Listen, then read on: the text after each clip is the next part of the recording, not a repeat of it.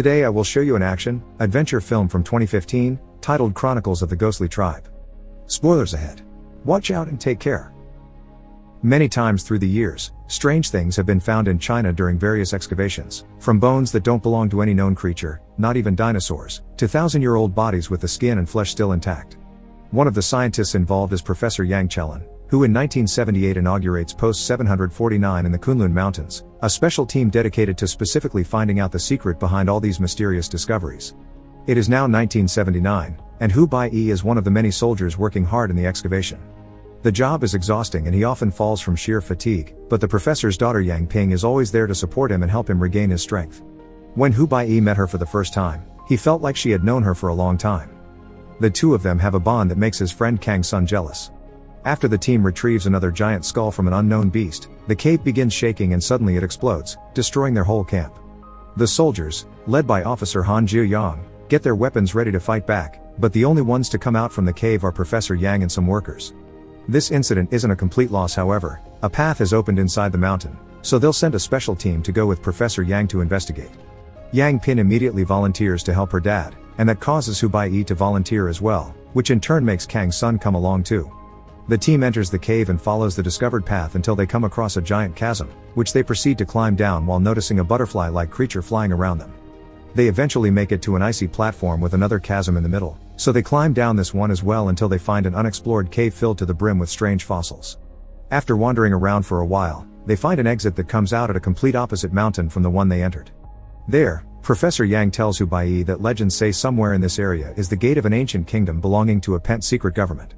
Their chat is suddenly interrupted when the other soldiers let them know of a very important find, a humongous paw print on the snow. While Han and the rest of the team finish installing a door at the mountain entrance, Professor Yang and his men begin following the trail of paw prints to find the beast that left them, which is actually nearby. The creatures they find first, however, are the little flying guys from the cave, but now they look at them more closely, they notice they aren't butterfly-like, they're weird-looking bats.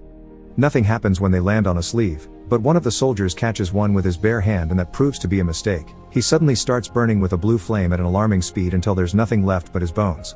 Soon they're surrounded by these bats and the soldiers begin shooting to scare them away, but they lose a few men to the fire anyway. All the shots scare the giant beast and make it go away, but its sudden heavy turning causes an avalanche. The party starts running down the mountain as the snow swallows many of the soldiers, but there comes a point where they can't keep going. There's an abyss in front of them. They have no other choice but to jump, but before doing so, Professor Yang ties Bayi and his daughter together. The pair falls and the rope gets stuck on a piece of ice, and after moving from side to side a couple of times, the friction makes the rope break and the two of them fall. Even months later while sleeping on a train, Bayi doesn't understand how he survives that fall, especially after losing even more men that get killed by hitting their heads or getting stabbed by the ice. When he awakes at the bottom of the abyss, there are only 4 party members left: Bayi, Professor Yang, Yang Ping, and Kang Sun. After retrieving as many fallen supplies as possible, the now very small team lights up some torches and continues their exploration. They come across a huge cave with a tall tower inside surrounded by building ruins that Professor Yang calls the Sacred Palace of Kunlun. The tower is said to have 9 levels where demon creatures have been sealed, and it's what Professor Yang has been looking for all this time. He gets on his knees in a sign of reverence, then lights up a candle waiting at some sort of altar, which creates a freaky tall flame that causes a bunch of bats to show up and surround the tower with a red glow. Professor Yang believes Bayi and his daughter can open the tower door, so he sends them, and when they walk in hand, the professor's theory shows to be true. The door opens and starts glowing as a light appears at the top of the tower, summoning a bunch of spirits that fill the room. But all of it suddenly goes away when Kang Sun puts out the candle, not liking the idea of opening the gates of the devil. The cave is beginning to collapse, so the group gets going before they are reached by the rocks or the bats, who are now chasing after them. Kang Sun sacrifices himself and stays behind to serve as bait, getting killed by the bats' blue fire and taking out a bunch of them when his body explodes. There's still a bunch of bats free though, and they go after the remaining trio, who at least have put some distance between them. They find an exit, but they can't go much further. It takes them to a high edge behind a waterfall.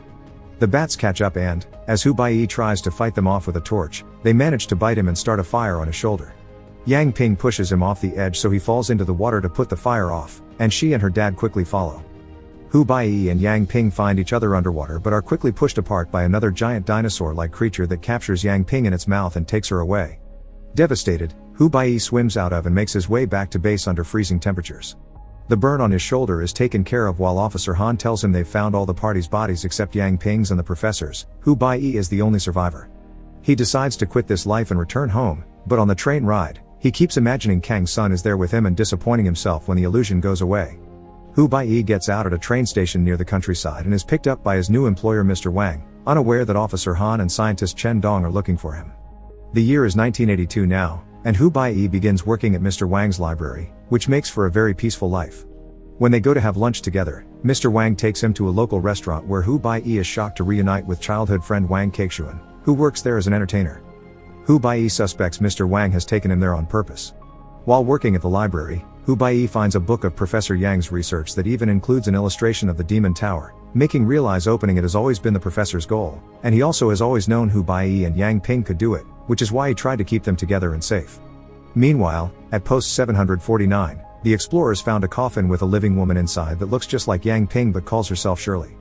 She seems to have some mysterious powers that she can't control but no memory of Yang Ping, so for now, they'll keep her locked and under constant watch while they offer her treatment. Back to Bayi, he keeps receiving Professor Yang's books at the library with specific pages marked for him. With Wang Kexuan's support, he becomes obsessed with these legends and spends months studying them, helping him understand the real story behind them. There used to be a humanoid race from the demon's world, whose ancestors came from Saturn. They're the successor of both demon and man, and the tower is their legacy. There were supposed to be guards protecting the tower, but 10,000 years ago, this race disappeared from Earth because humans finally broke out from demons' control. There are some questions he can't still find answers to, however, like why he and Yang Ping could open the tower, why the professor wanted to open it in the first place, and who keeps sending him all these books. 3 years later, in 1985, Officer Han is shocked to learn his team has found Professor Yang alive in the mountains, hiding inside a cave. Meanwhile, in West China, Oil City finds itself under the attack of the mysterious giant beasts. They destroy everything on their path, leaving nothing behind but ruins. Professor Yang tells Han that this must be the consequence of having opened the tower, so he goes to the area to investigate.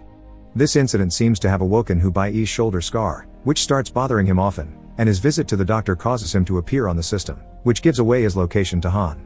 One afternoon, the shoulder pain gets so strong that suddenly it lights a fire on Bayi's back, and he begins to display powers of his own, making every piece of furniture in the library float.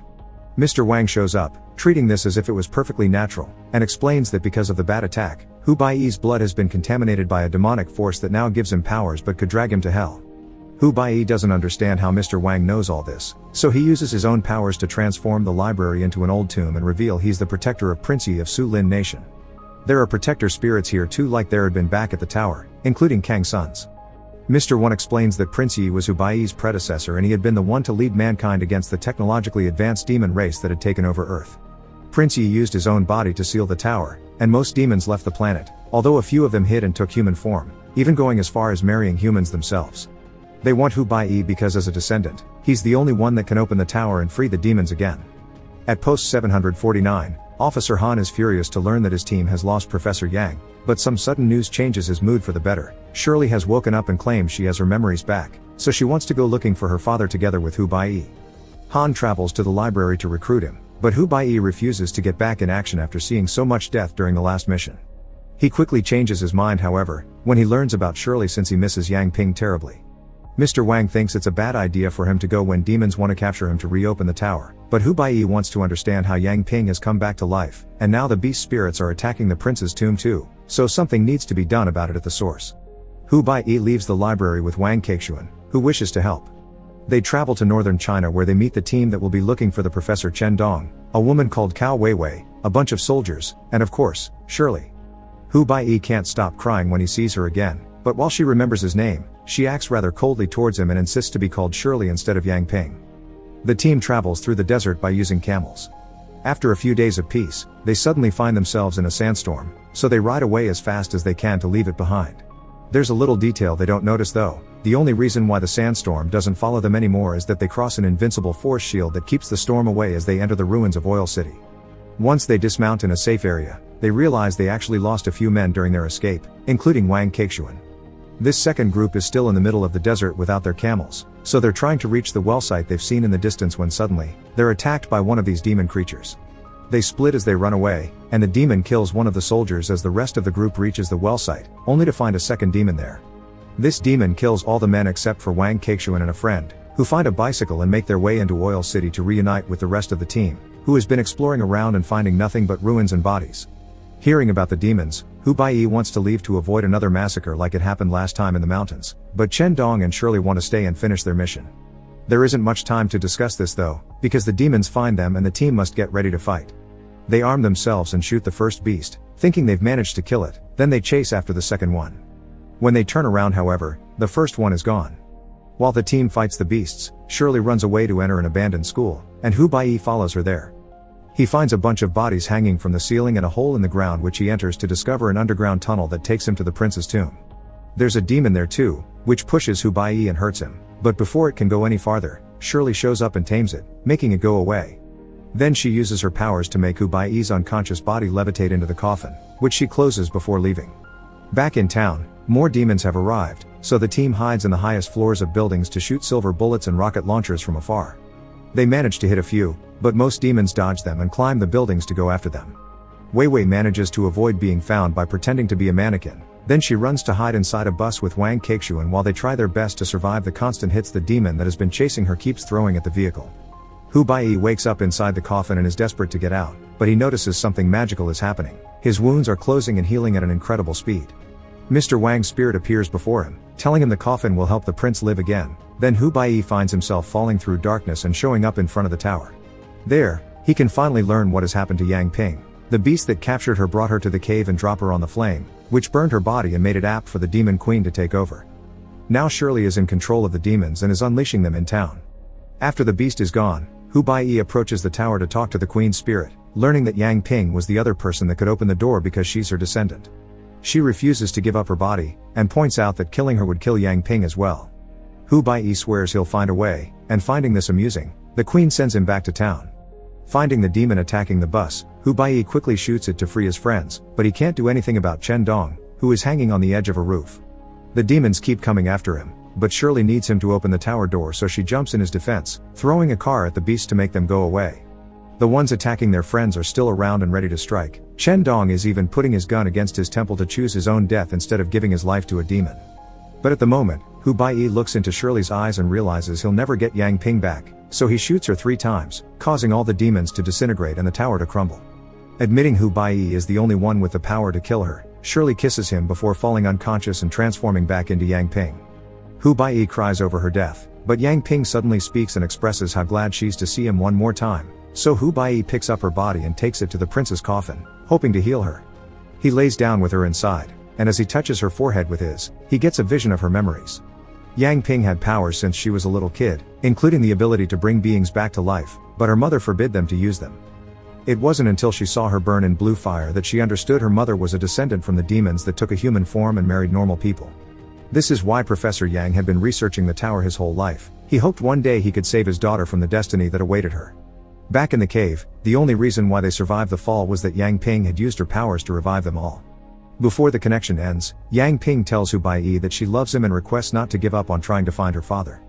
Bayi respects this wish and leaves the desert with his team on the camels, ready to keep on searching while a giant beast watches them from afar.